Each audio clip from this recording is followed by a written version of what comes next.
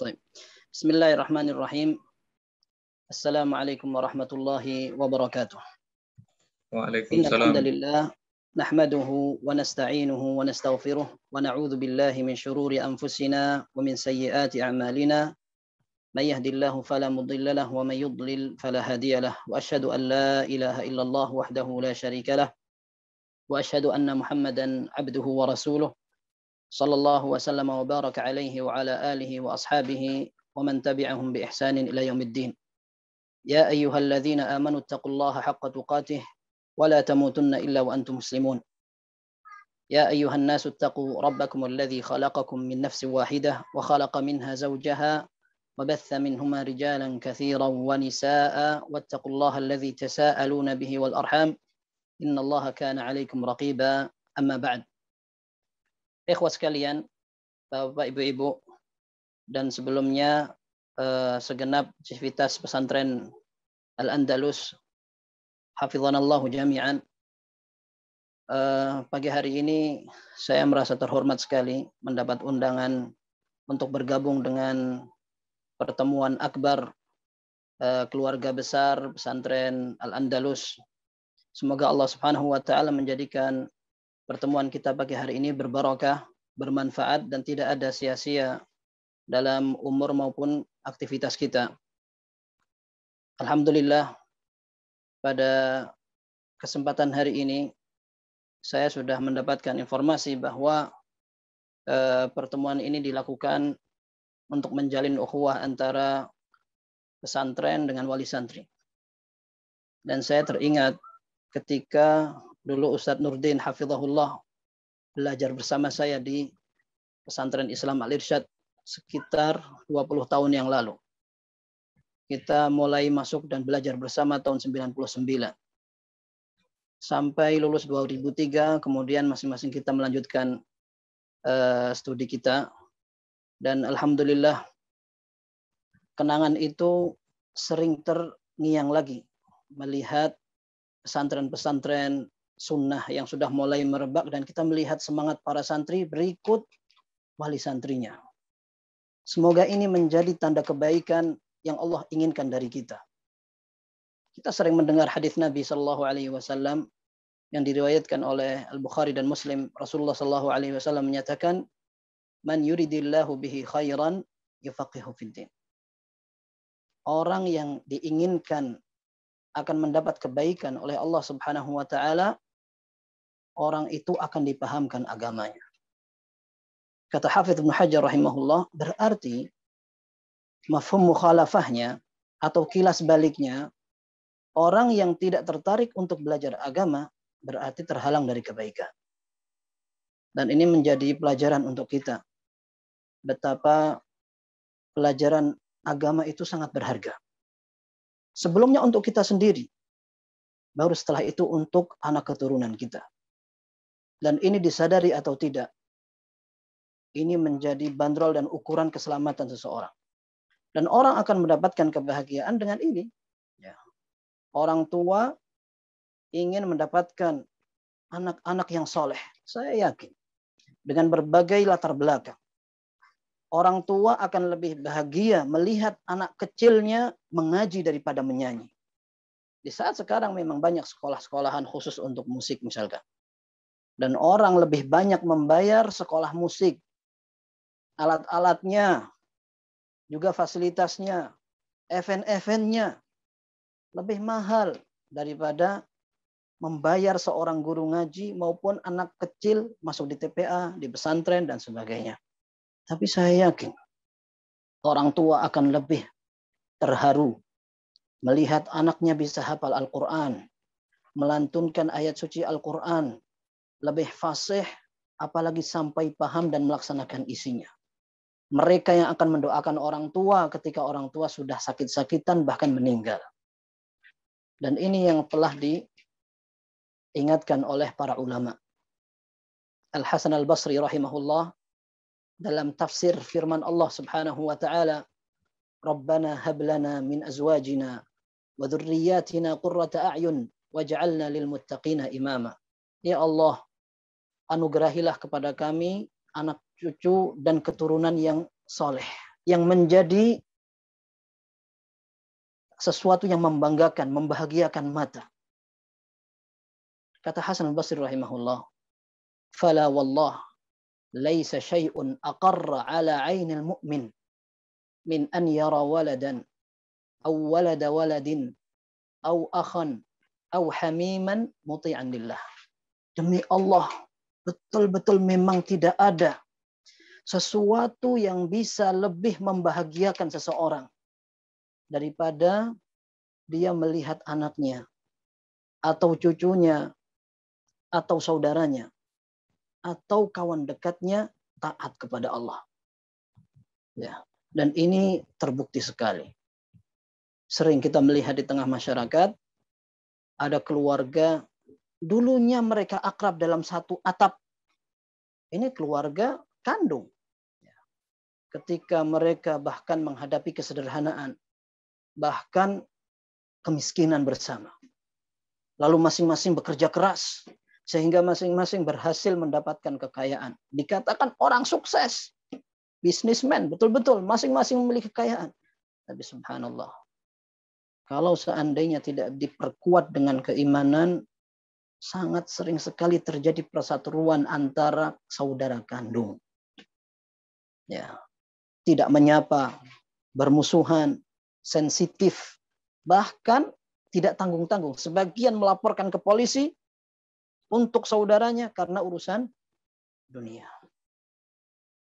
Ini semua muaranya satu. Bisa jadi karena kita kurang bisa kembali kepada ilmu agama yang benar. Kalau seandainya ilmu agama ini betul-betul kita jadikan intilak atau titik langkah awal, dengan izin Allah kebahagiaan dalam rumah tangga itu akan tercapai. Ini yang pertama. Yang kedua, juga disampaikan oleh seorang ulama ahli hadis. Beliau bernama Sufyan Ats-Tsauri rahimahullah. Seorang ahli hadis yang dikenal sampai diberikan gelar julukan Amirul Mukminin fil Hadis. Seorang pimpinan dalam masalah hadis. Meninggal tahun 161 Hijriah. Beliau pernah menyatakan, "Inna min ni'matillahi 'alal fata an yuwaffiqahu li sahibi sunnatin yahmiluhu 'alaiha." Sesungguhnya di antara nikmat Allah yang dikaruniakan kepada seorang pemuda, Allah pilihkan dia seorang guru ahlus sunnah yang akan menuntun dia ke jalan yang benar. Dan ini mungkin kita akan merasakan nikmatnya ketika nikmat itu hilang. Dan ini memang disampaikan oleh Ibnu Rajab Al-Hambali, kebanyakan nikmat itu justru terasa ketika sudah dicabut oleh Allah Subhanahu wa taala. Saya pernah mendapat cerita dari Syekh Saleh As-Suhaimi hafizahullah. Ini kisah nyata. Ada orang awam, tapi orang awam yang soleh. Kalau orang kampung kita bilang orang alim. Artinya rajin ibadah, menjaga pandangan, pekerjaannya juga tidak macam-macam. Nah, dia ini punya anak laki-laki. Anak laki-lakinya ini susah sekali untuk diajak sholat. Susah. Dinasihatin, dipanggilkan orang, tidak manfaat. Nah, tapi anak laki-lakinya ini suka mengurung diri. Suka berdiam sendiri dengan medsosnya. Satu saat, bapaknya ini pulang dari masjid. Diberitahu oleh ibunya atau istrinya, ibu si anak tadi. Absyir katanya. Wahai Aba Fulan, absyir.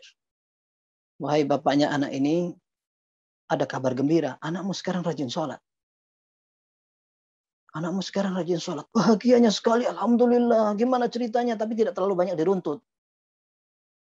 Tidak berapa lama, bapaknya diberi kabar lagi oleh ibunya. Wahai Aba Fulan, anakmu mengkafirkan kamu. Kaget bapaknya. Apa? Mengkafirkan saya. Kemarin dia berbuat maksiat. Beberapa hari setelahnya menjadi orang yang rajin beribadah. Sekarang dia mengkafirkan saya. Subhanallah, bingung bapaknya. Belum lama dengan kebingungannya, balik lagi. Kembali ternyata lebih mengkhawatirkan lagi. Ibunya mengatakan, wahai Aba Fulan, kamu kafir. Sekarang jangan mendekati saya, kata istrinya. Kaget, apa-apaan ini?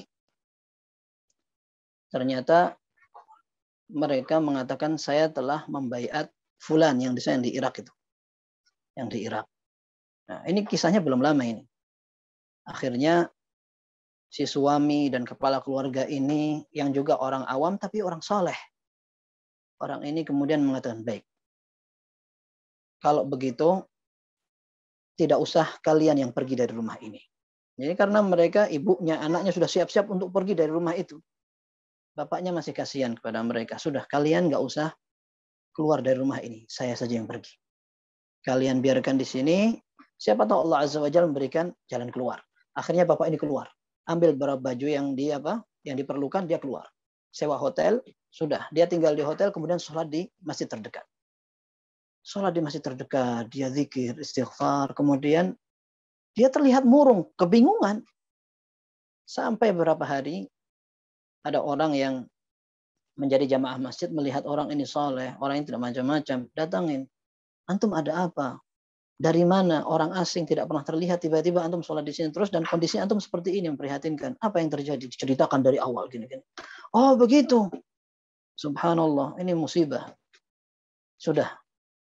Ini endingnya memang seperti ini. Diceritakan apa adanya. Akhirnya sudah begini saja. Kamu mau nggak kita nikahkan?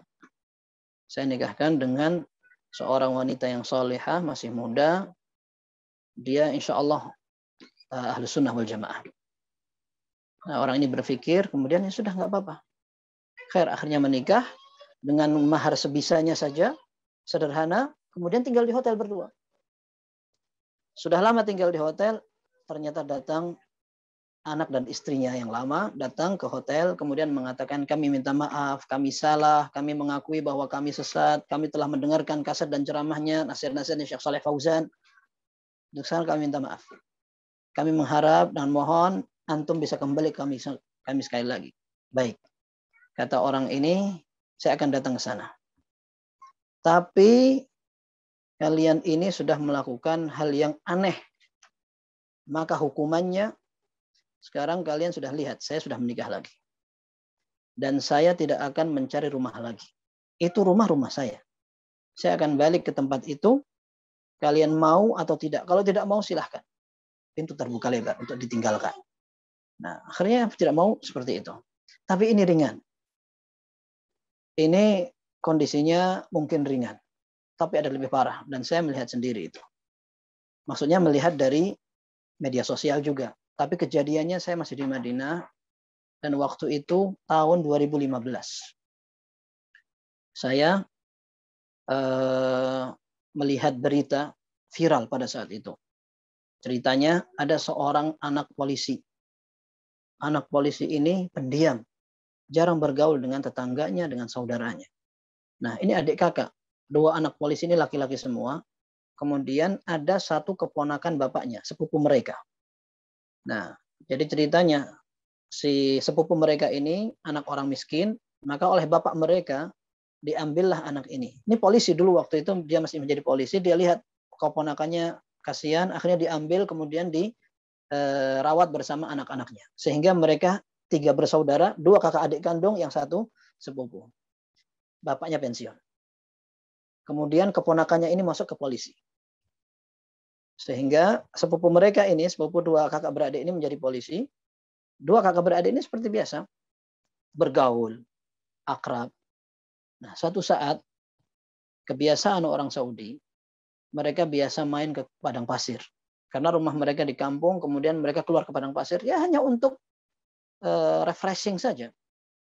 Bawa mobil, bawa karpet, bantal-bantal, bawa kopi, teh, makanan ringan segala macam. Ini biasa. Anak mudanya maupun orang tuanya. Nah, satu saat, 2 kakak beradik ini di kesempatan Idul Adha liburan. Biasa. Mereka mengajak sepupunya yang polisi ini. Diajak, kemudian mereka main ke padang pasir. Berhentinya di balik batu. Setelah mereka di tengah padang pasir, tiba-tiba polisi ini diikat. Sepupu mereka ini diikat. Kemudian dijatuhkan begitu, adiknya memegang kamera. Kakaknya mengeluarkan senjata api, senapan panjang. Kemudian dia memproklamirkan di depan kamera bahwa kami telah membaiat fulan-fulan, yaitu yang di Irak lagi. Ya. Dan dia menfatwakan bahwa orang yang bergabung di militer kafir karena ridho dengan kekafiran para pemerintah. Dan kami diperintahkan untuk membunuh orang kafir. Kemudian di depan kamera dibunuh ini. Sepupunya dibunuh, meninggal. Akhirnya oleh mereka berdua mengupload, segera sampai ke jihad mukhtasah, ke lembaga terkait militer, segera dikepung dengan kendaraan darat dan udara, sampai akhirnya terjadi baku tembak. Adiknya meninggal di tempat, kakaknya ini ditangkap hidup-hidup, akan tetapi terluka. Kemudian setelah itu diobati dan akan dikisos. Ini ada pelajaran penting.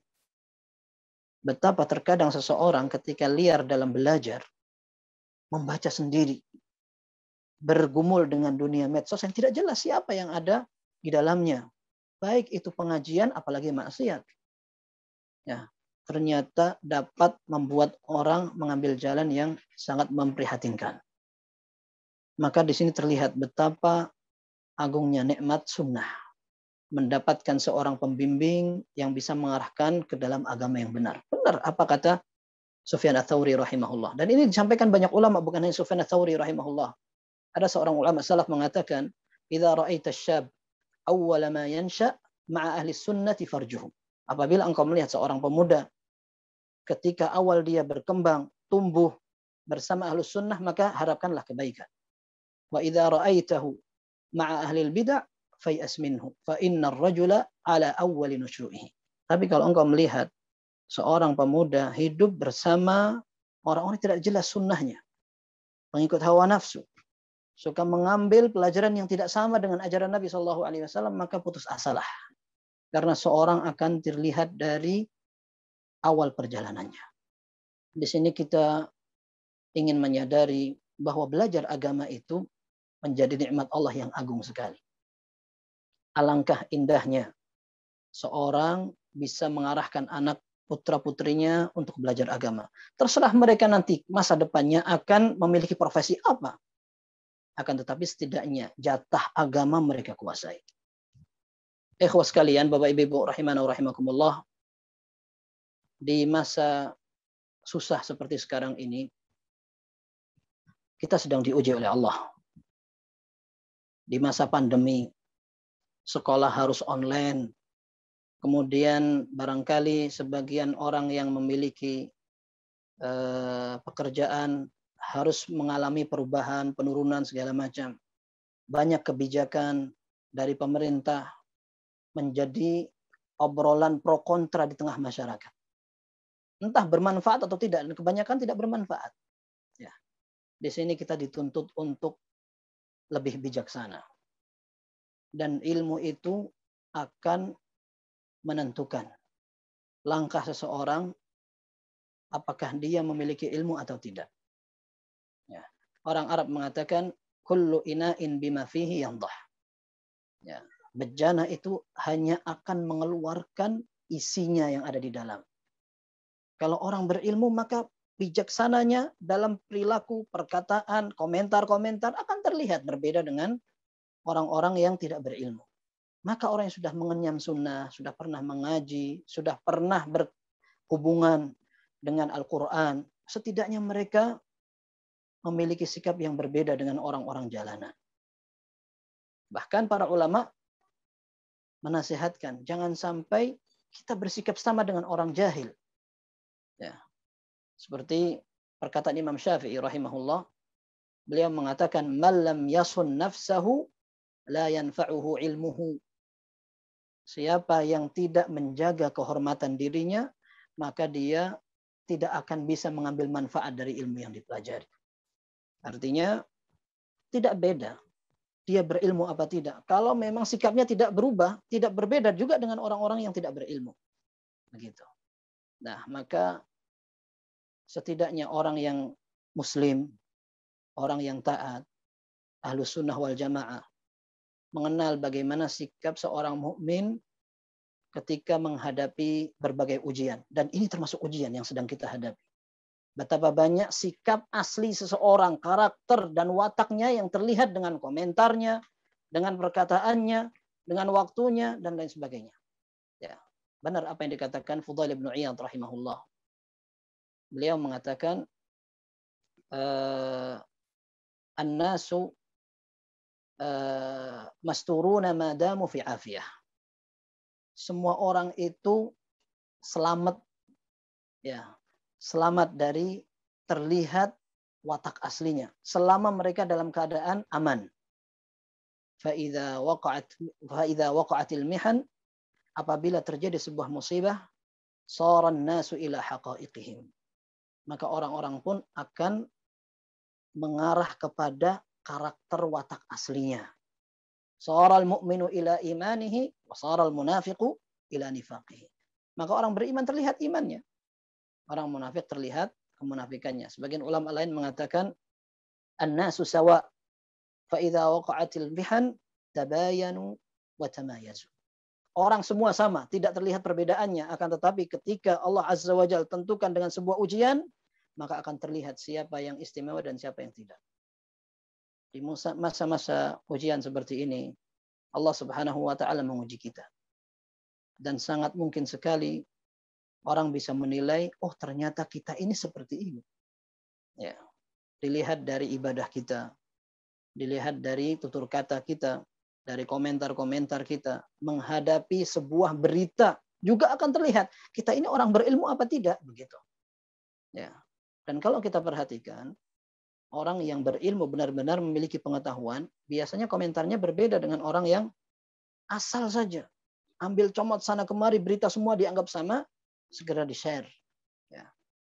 Maka di antara bentuk kebijaksanaan seseorang adalah seorang berhati-hati dalam menyebarkan berita.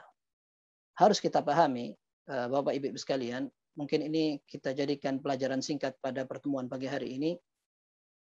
Ada beberapa hal yang mungkin bisa kita renungi tentang kejadian pelajaran yang berkaitan dengan kondisi yang kita alami sekarang. Dan kita perlu mengetahui bahwa memang semua kejadian yang Allah takdirkan ada hikmahnya. Tidak ada yang sia-sia. Dan tidak perlu kita protes kepada Allah Subhanahu wa taala. Karena Allah Subhanahu wa taala Maha bijaksana. Allah yang paling tahu apa yang pantas untuk kita.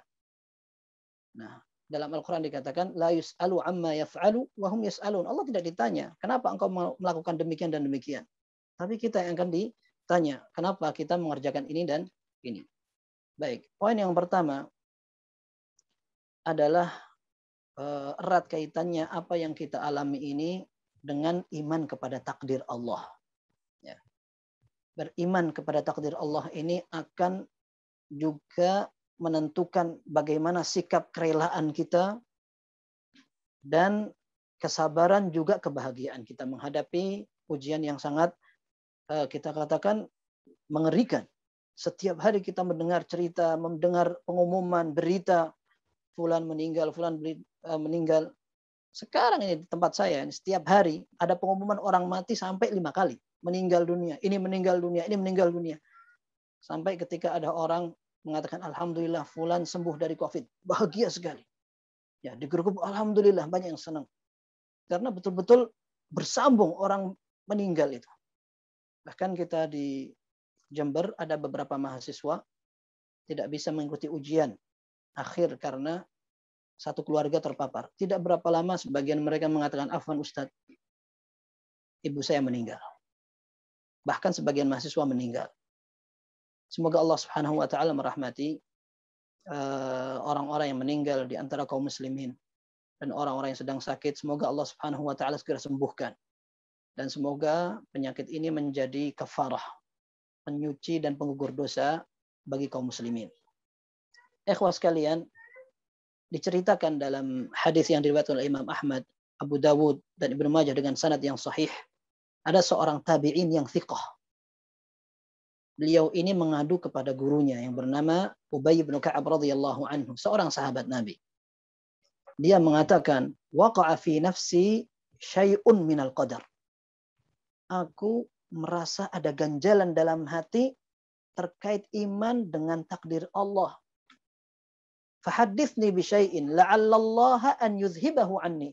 Maka tolong berikan aku satu hadis, semoga Allah Subhanahu wa taala menghilangkan perasaan yang mengganjal ini. Ini menunjukkan bahwa terkadang seorang alim saja ada bisikan dalam hatinya yang berusaha untuk mengikis keimanannya dari syaitan. Inna syaitana yajri min ibni Adam majrad dam, kata Rasulullah SAW. Sungguhnya syaitan ini jalan di peredaran darah dalam tubuh manusia. Maka sangat wajar sekali. Zaman sekarang antum melihat banyak di medsos bertaburan orang murtad gara-gara apa? Saya merasa tidak nyaman dalam Islam, terkungkung saya. Tidak bebas. Bahkan mungkin tidak sampai murtad, sebagian mereka ingin mendapatkan keamanan, ketenangan, kebahagiaan datang ke seorang psikolog non muslim. Lalu diberikan nasihat-nasihat macam-macam, diajak kamu mendengarkan musik saja. Kamu nggak harus meninggalkan minuman keras. Kalau seandainya minuman keras itu bisa membuat engkau tenang. Subhanallah. Kenapa? Karena dia tidak merasa tenang sendiri dengan Islam dan orang-orang yang ada di dalamnya. Sampai perlu datang ke psikolog orang non-muslim. Seandainya dia percaya, dia membaca Al-Quran bisa tenang. Dia tenang itu. Ya. Tenangnya orang minum khamr atau minum minuman keras itu adalah ketenangan semu dan bohong. Sampai ada orang Arab mengistilahkan, ketika aku minum minuman keras, aku jadi raja. Ketika aku sudah siuman lagi, maka aku menjadi seorang miskin yang tidak punya apa-apa. Ya. Semua orang tahu bahwa itu bukan jalan keluar. Nah, maka ketika menghadapi bisikan hati seperti ini, maka sang Abdullah, seorang tabi'in yang bernama Abdullah ibnu Fairuz ad-Dailami ini mengatakan kepada gurunya Ubay bin Ka'ab, aku minta engkau memberitahu aku satu hadis Nabi SAW. Semoga Allah Subhanahu wa taala menghilangkan bisikan syaitan ini dalam hatiku. Maka gurunya mengatakan, "Lau anna Allah 'adzaba ahla samawatihi wa ahla ardihi, 'adzabahum wa huwa ghairu zalimin lahum." Kamu harus tahu, seandainya Allah Subhanahu wa taala menghancurkan, membinasakan, menyiksa seluruh penduduk langit dan bumi, maka Allah tidak zalim. Allah tidak menzalimi mereka karena itu ciptaan Allah. Allah terserah dia apa yang akan dia perbuat dengan makhluknya. Nah, kemudian beliau mengatakan Ubay bin Ka'ab, walau rahimahum kanat rahmatuhu khairan lahum min a'malihim. Seandainya Allah Subhanahu wa taala merahmati mereka, maka rahmat Allah jauh lebih baik dari semua amal yang mereka kerjakan. Walau anfaqta mithla Uhudin dhahaban fi sabilillah ma qabilahu Allahu minka hatta tu'mina bil qadar.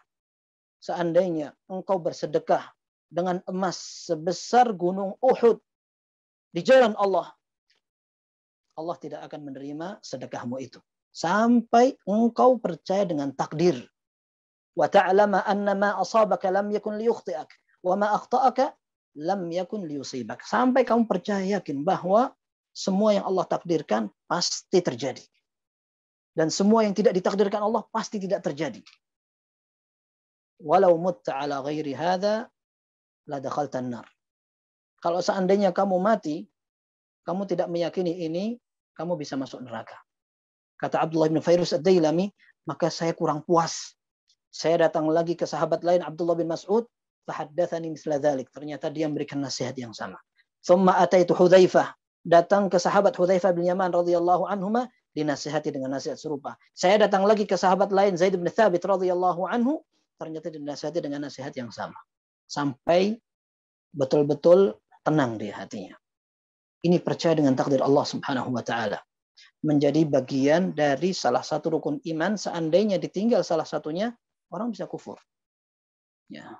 Maka akan terlihat berbeda ketika Allah Subhanahu wa taala, kita yakin Allah mentakdirkan apa yang terbaik untuk kita, dengan orang yang tidak yakin dengan takdir itu. Al-jaza', rasa cemas, kemudian tidak terima. Ya. Tidak terima dan berontak kepada takdir Allah Subhanahu wa taala tidak akan merubah takdir Allah. Karena itu sudah ketetapannya.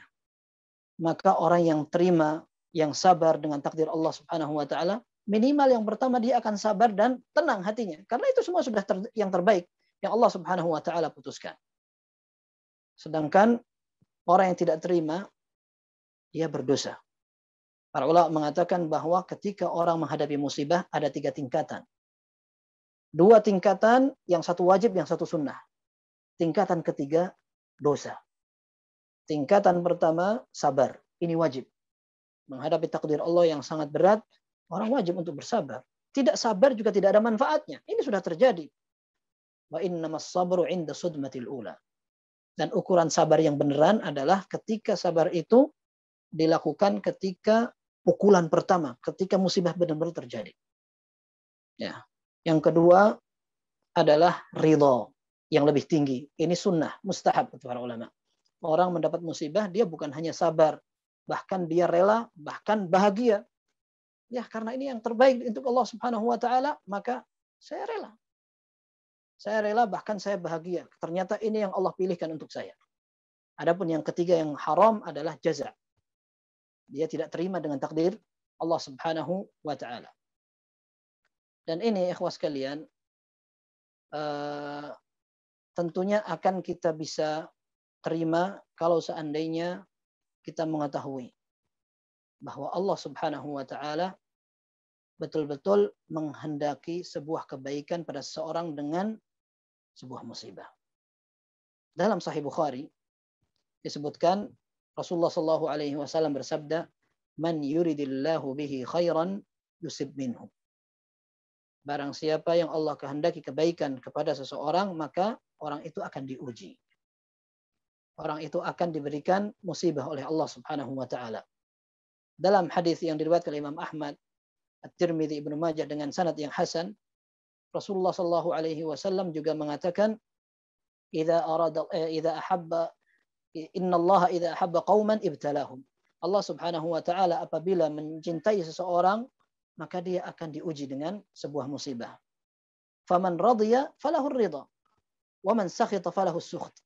Barang siapa yang ridha dengan ketentuan Allah, maka dia akan mendapatkan pahala ridhanya dan dia akan merasakan amannya.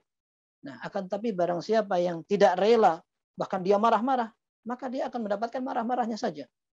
Dia akan dosa dan dia tidak mendapat pahala dengan musibahnya dan lain sebagainya. Dan kita tahu bahwa musibah itu akan mendapatkan keistimewaan, yaitu dosa yang akan digugurkan oleh Allah. Dalam hadis yang diriwayatkan oleh Imam Bukhari dan Muslim dari jalur Aisyah radhiyallahu anha, Rasulullah sallallahu alaihi wasallam menyatakan, "Ma yusibul muslima min nasabin wala wasabin wala hammin wala huznin wala adha wala ghammin hatta syaukati yushakuha illa kaffarallahu biha khatayah." Kata Rasulullah sallallahu alaihi wasallam, tidaklah seorang muslim ditimpa dengan sebuah rasa galau, rasa sedih, rasa payah, sakit, bahkan seorang disakiti orang, termasuk seseorang tertusuk duri, melainkan Allah Subhanahu wa taala akan jadikan semua itu sebagai penyebab digugurkannya dosa-dosa orang itu. Maka seorang tahu kalau seandainya ini memang ada sebabnya dan Allah tentukan, maka dia akan mendapatkan rasa tenang dalam hatinya. Kemudian poin berikutnya, kita harus ketahui bahwa apa yang Allah tetapkan ini tidak mengurangi rizki kita. Ya, tidak akan mempengaruhi takdir Allah Subhanahu wa taala yang berkaitan dengan rizki. Kalau memang Allah Subhanahu wa taala menentukan rizki kita habis, kita akan mati. Dalam hadis yang dinyatakan hasan sebagian ulama, diriwayatkan oleh Ibnu Majah dan At-Tabarani, Rasulullah sallallahu alaihi wasallam menyatakan, "Inna ahadakum lan yamuta hatta yastawfiya rizqahu." Sungguhnya salah seorang di antara kalian tidak akan mati sampai dia menyelesaikan, menghabiskan jatah rizkinya. Ya. Fala tastabti'ur rizq, kata Rasulullah sallallahu alaihi wasallam, maka jangan kalian merasa kok rizki ini datang terlambat. Katanya ada sembako nggak dapat, katanya ada santunan nggak ada, syaratnya susah, katanya seperti ini termasuk salah satu istibta'ur rizq, na'udzubillah ya. Menganggap rezeki Allah itu datang terlambat. Dan ini bisa jadi dirasakan oleh orang-orang yang kebetulan bekerja di beberapa instansi, kemudian mau tidak mau harus terkena PHK, pengurangan tenaga kerja. Ini pernah diingatkan oleh salah seorang dosen kita dan salah satu pengajar di Masjid Nabawi, Syekh Anis Tahir, hafizahullah. Beliau mengatakan, "Fulan qata'a rizqi." Orang itu memutus rezeki saya.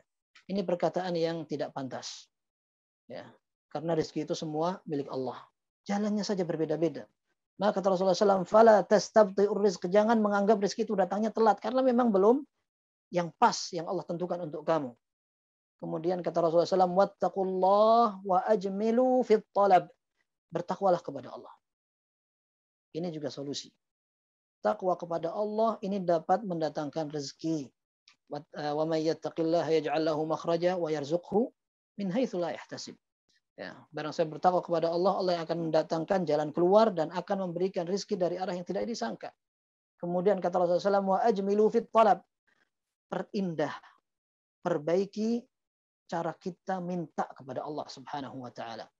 Kemudian solusi terakhir kata Rasulullah SAW, khudhu ma halla wa da'u ma harum. Ambil yang halal dan tinggalkan yang haram. Orang zaman sekarang kalau dinasihati seperti ini ngamuk. Cari yang haram aja susah, apalagi yang halal katanya. Ya, subhanallah. Dan memang kalau kita melihat orang memang untuk mencari rezeki pontang-panting. Ya. Akan tetapi kita harus yakin bahwa rezeki itu semua di tangan Allah. Ya, kalau seandainya kita masih hidup berarti rezeki kita masih ada. Hanya berbeda. Kenapa kok kelihatannya saya miskin? Barangkali itu yang terbaik. Kalau seandainya kita dikasih kekayaan seperti orang-orang kaya, mungkin kita tidak bisa bersyukur. Bahkan na'udzubillah kalau sampai sombong kemudian seperti Qarun. Na'udzubillah. Banyak orang miskin bisa berdoa, ketika kaya sudah lupa dengan doanya. Ketika miskin dia ngaji, ketika kaya dia sibuk dengan bisnisnya, akhirnya merasa tidak perlu dengan ilmu agama. Dan tidak jarang ada orang mengatakan, saya sekolah tidak tinggi-tinggi kok. Saya sudah bisa cari duit. Itu kalau orientasi hidup hanya karena duit saja. Ya. Sampai orang mengatakan, yaqulu ibnu Adam mali mali wa laysa lahu min malihi illa ma akala fa afnah wa ma labisa fa ablah wa ma tasaddaqa fa amdah, kata Rasulullah SAW. Ya, semua orang bilang itu hartaku, ini hartaku. Padahal hakikat harta seseorang itu yang dimakan sampai habis. Itu betul-betul rezeki dia karena dia nikmati. Yang dia pakai sampai usang pakaiannya, atau yang disedekahkan sampai dia bisa menabung dengan tabungan sedekah itu. Ya, sisanya apa? Warisan. Ya. Kita melihat kasihan sekali ada orang kaya, tapi kekayaannya hanya ditimbun di bank saja, tidak dipakai. Bahkan penampilannya saja memprihatinkan. Orang yang miskin saja bisa tampil rapi, orang ini kok tidak terlihat seperti itu. Ya, ini tidak sama dengan sunnah Nabi SAW. Rasulullah SAW pernah melihat ada orang berpakaian usang. Ditanya, kamu ini punya nikmat nggak sih? Dalam Sahih Muslim dikatakan seperti itu. Kemudian dia mengatakan, min kulli ni'mah ya Rasulullah. Saya sudah punya semua masdar rizki. Semua pintu-pintu rezeki saya punya. Saya punya tanaman, saya punya hewan-hewan ternak, saya punya onta, saya punya kambing dan sebagainya. Maka kata Rasulullah, faltura alaik. Hendaklah dia terlihat pada kamu. Rizki Allah itu hendaklah terlihat. Dalam hadis yang lain dikatakan dengan lafaz berbeda, Rasulullah mengatakan, innallaha yuhibbu idza an'ama 'ala 'abdin ni'matan an yara athara ni'matihi 'alaihi. Allah menyukai apabila seorang dikasih nikmat, athar atau bekas nikmatnya terlihat pada orang itu. Ya. Nah, sebagian orang tidak. Nah, mereka ingin betul-betul seekonomis banget, sampai pelit, sangat pelit sekali. Mau sedekah, wah nanti berkurang rezeki saya.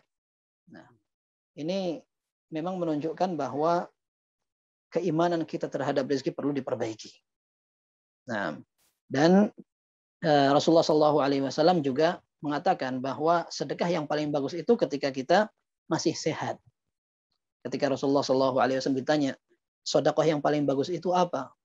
Anta tasaddaqa wa anta ghaniyun wa anta sahihun syahih. Engkau bersedekah pada saat kamu sehat dan kamu masih pelit. Takhshal faqr, kata Rasulullah SAW. Kamu masih khawatir kamu bisa jatuh miskin.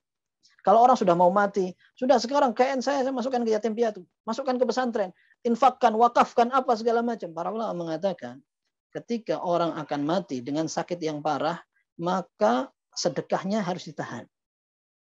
Karena bisa jadi sedekah itu sudah akan berada di akhir hayat.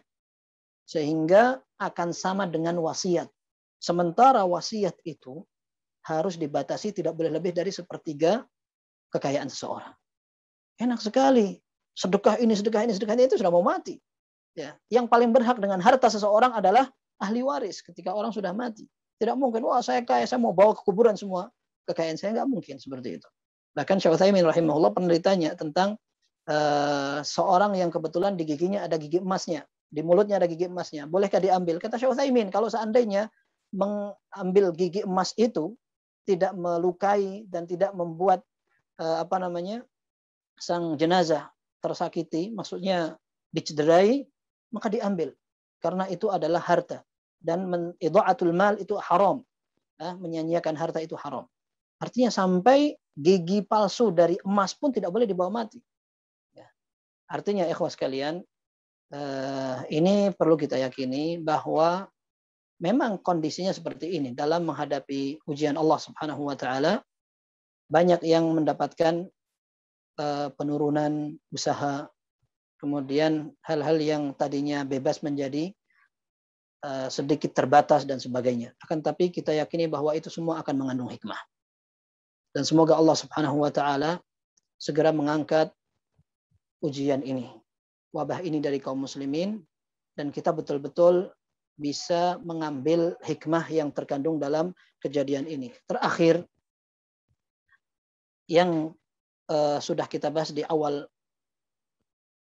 kajian ini adalah tentang menyebar berita yang belum jelas kebenarannya. Ini bukan merupakan sikap seorang mukmin yang disiplin dengan agamanya. Rasulullah Shallallahu Alaihi Wasallam menyatakan dalam hadis yang sahih terkenal sekali, kafa bil mar'i ithman an yuhadditha bi kulli ma sami'. Cukuplah seorang akan mendapatkan dosa. Bahkan dalam riwayat dikatakan kafa bil mar'i kadziban. Cukuplah seorang dikatakan pendusta ketika dia selalu menceritakan semua apa yang dia dengar. Nah, seandainya dia mendengar berita benar saja, kemudian dia tinjau dan dia timbang, ini tidak ada masalahnya untuk saya ceritakan, tidak perlu diceritakan. Lalu bagaimana seandainya cerita itu tidak benar? Bahkan kita sebarkan untuk membuat orang pro kontra saja. Jangan sampai kita menjadi penyebab atau pembantu syaitan dalam menimbulkan ketidakharmonisan di tengah kaum muslimin. Semoga Allah Subhanahu wa taala senantiasa membimbing kita kepada jalan yang benar, memberikan kita taufik hidayahnya, memberikan keselamatan, kesehatan dan semuanya, sehingga kita bisa beribadah dengan tenang, belajar dengan tenang, dan mencari rizki Allah Subhanahu wa taala juga dengan benar. Ini yang dapat Ana sampaikan, semoga bermanfaat, dan kurang lebihnya mohon maaf. Dan apabila ada yang salah, saya siap merujuk untuk mengikuti pendapat yang benar. Wassallallahu wasallam baraka ala nabiyina Muhammad wa ala alihi wa sahbihi ajma'in walhamdulillahirabbil alamin.